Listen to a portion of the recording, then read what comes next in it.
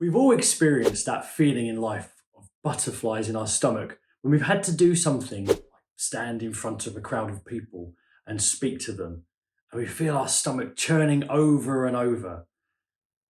I've been doing public speaking for 10 years, and I can tell you that feeling sometimes still rears its ugly head.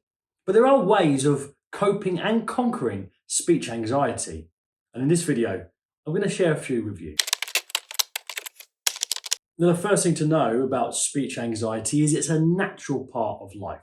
It comes from that flight or fight response that we have in our brain.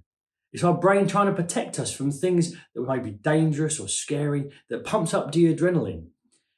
But accepting that this is a natural response is the first step to conquering speech anxiety.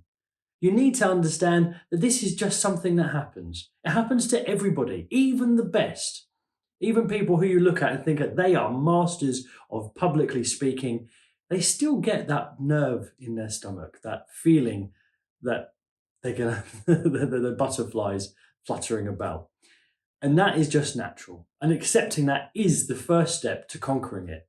And understanding that everybody feels the same, but we've just learnt ways of coping with that feeling. And the more you get up and speak in front of people, the more you do things that you find difficult, the easier you will find it to cope with that feeling and the quieter it will get. The next thing to do to conquer speech anxiety is to prepare and practice. Yes, we're not covering new ground here. We're not reshaping the wheel. And really, this isn't the sexiest part of public speaking, but the better prepared you are, and the more practiced you are, the less you will feel those nerves. Because when that kicks off in your brain, that fight or flight, well, then your brain will also go, but I've practiced this. I've done my material. My outline is written. I've practiced it 100 times. I know what I'm going to say. I know where I'm going to start. I know what I'm going to conclude with.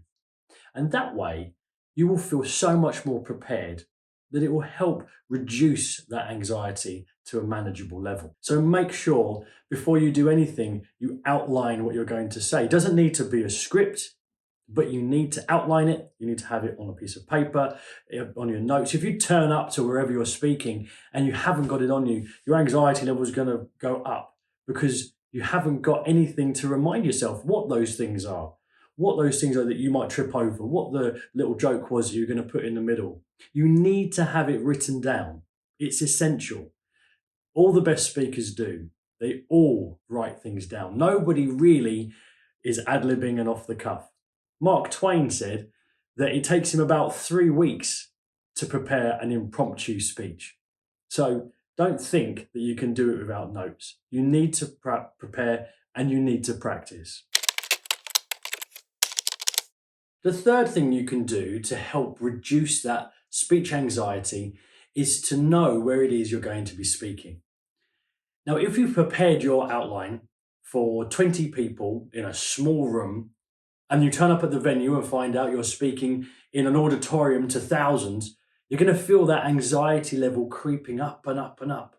Knowing where it is you're going to speak is really, really helpful because it helps you to visualize that environment. Nothing's going to take you by surprise. Either maybe you've looked online or you've got a chance to go and scope it out in person beforehand.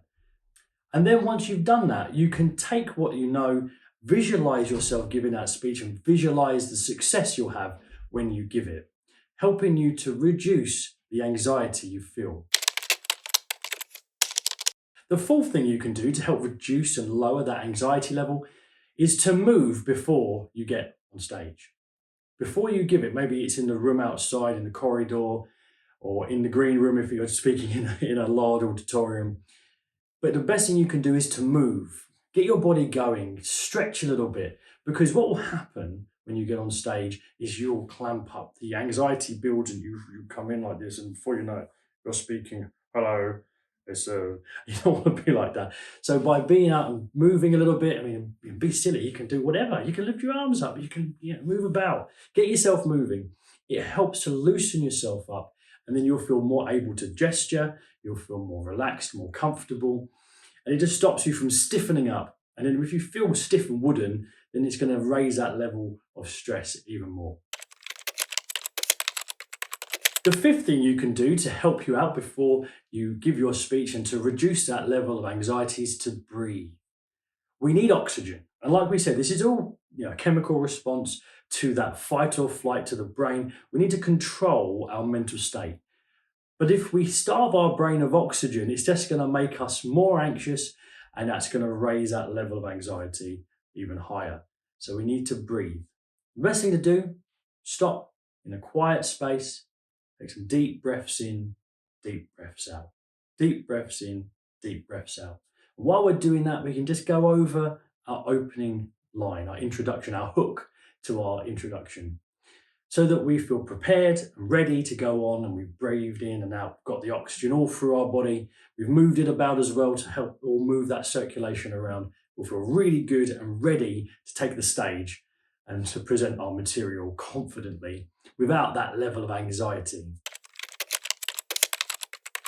The final thing you can do, and there's many other things, but the sixth thing I'm going to help you with today is to try to find a friendly face. If you know someone's in the audience, someone you know, friend, family member, colleague, that you can look to see a friendly face, it will make you feel better. When you see them sitting there smiling, cheering for you, well then that will just make your anxiety come down.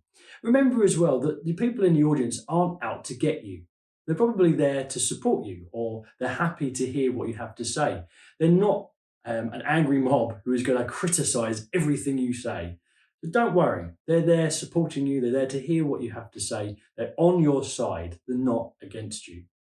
If you put that into practice, all 6 of these tips, well then you'll be able to reduce and control the anxiety you feel before you speak publicly.